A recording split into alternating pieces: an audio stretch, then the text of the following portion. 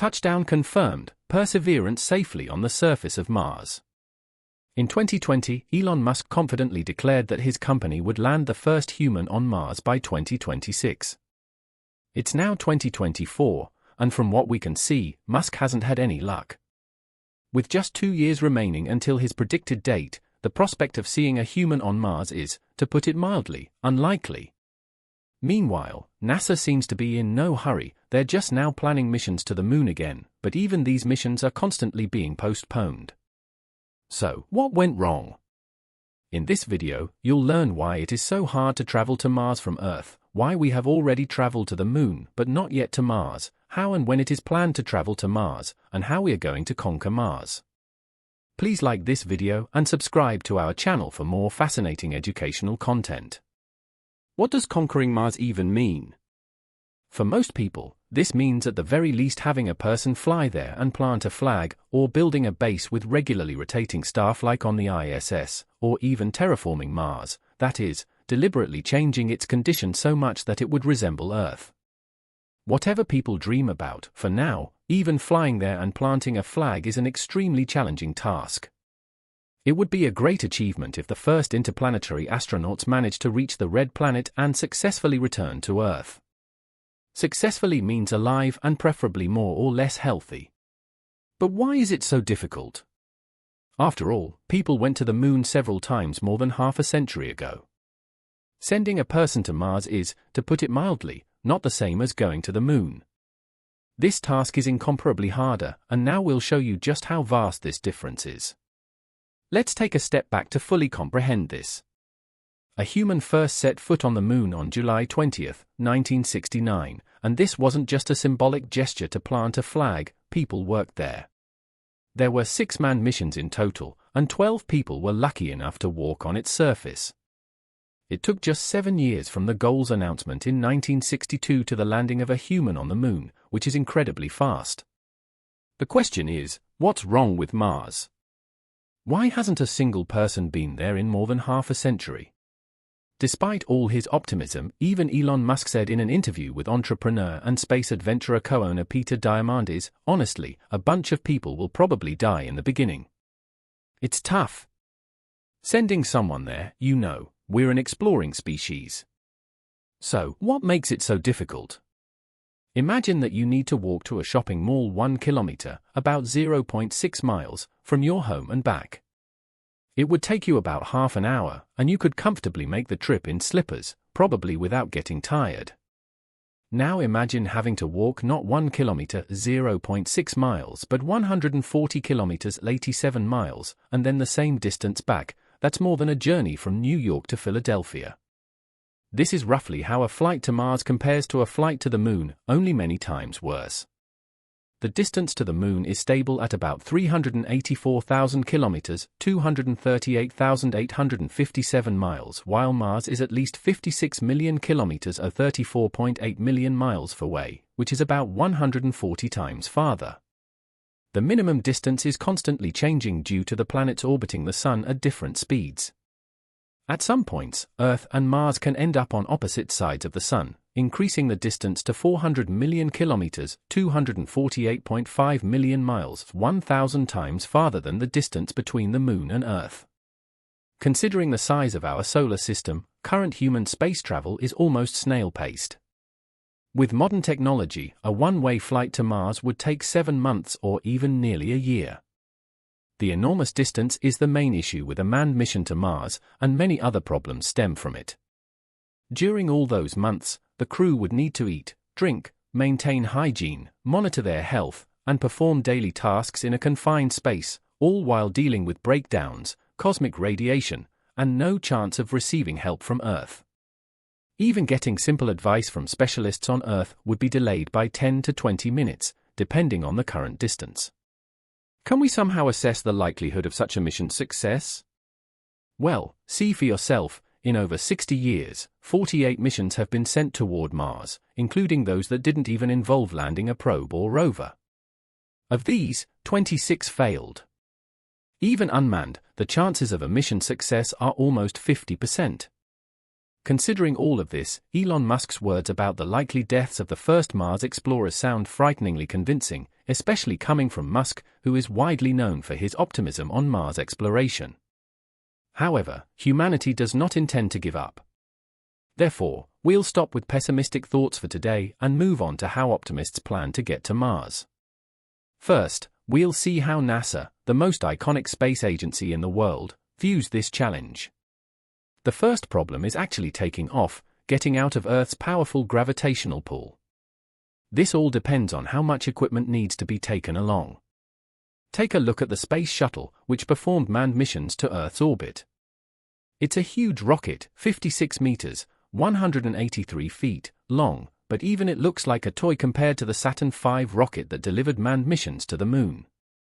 One can only imagine what a monstrous rocket would be needed to lift all the enormous supplies and equipment required for an Earth-to-Mars mission. NASA decided that the first manned mission to Mars won't start from Earth, but rather from a place with no strong gravity, like the Moon's orbit. By the 20th mission, NASA and its partners will have developed lunar infrastructure enough for astronaut teams to stay there permanently and feel at home.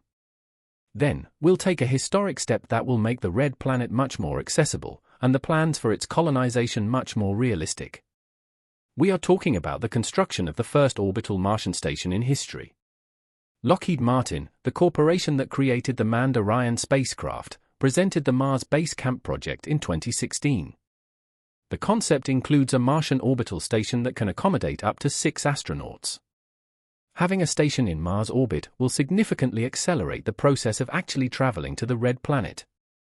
However, before attempting to land on Mars, Princess Diana was everything the royal family is not, the people's princess.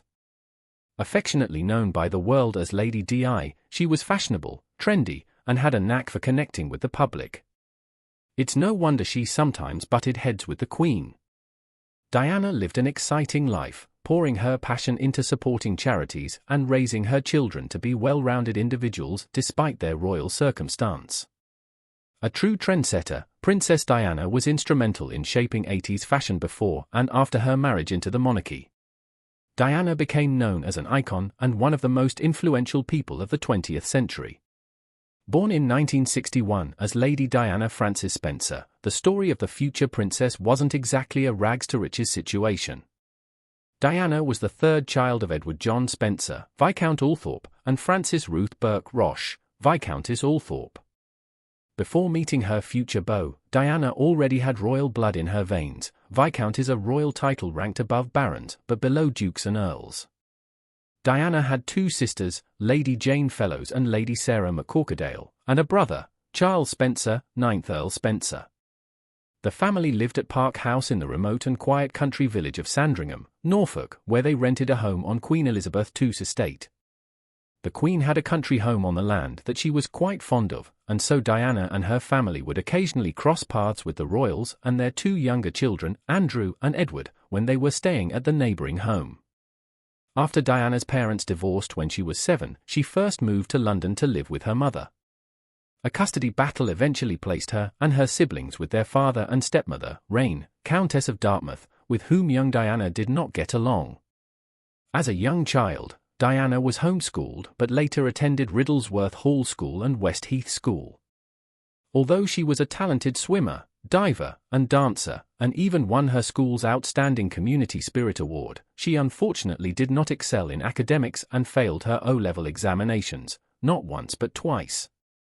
As a teenager, Diana also attended a finishing school in Switzerland called the Institut Alpin Videmenet, where she was taught how to be a proper upper-class lady, her lessons ranging from social graces and etiquette to writing and dining. She was being prepared for royal life, whether she wanted to be or not.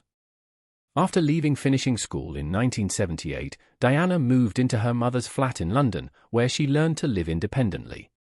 During this period, the future princess learned to cook, worked as a house cleaner, a restaurant hostess, and became a dance instructor.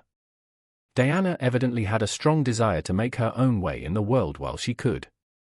At 19, Diana landed a job as a kindergarten assistant at an elementary school and moved into her own flat in Coleherne Court in Earl's Court, central London, a pretty extravagant neighborhood for a school teacher. Diana's time working made her the first royal bride to have a job before being married. "I wanted to teach children," she said. They said, "Why not come along?" So she first started off in the afternoons. In 1977, Diana met Prince Charles, who was 13 years her senior and, at the time, dating her sister Lady Sarah. As soon as Diana and Charles announced their relationship, the media was obsessed with the courtship. Charles invited Diana to the royal yacht Britannia, which was followed by a trip to Balmoral Castle, the family's Scottish residence, where Diana first encountered her future mother-in-law, the Queen. Her Majesty must have expressed some approval because, in 1981, Charles proposed to Diana, and within a few weeks, Diana left her job at the school, and arrangements for the wedding of the century were underway.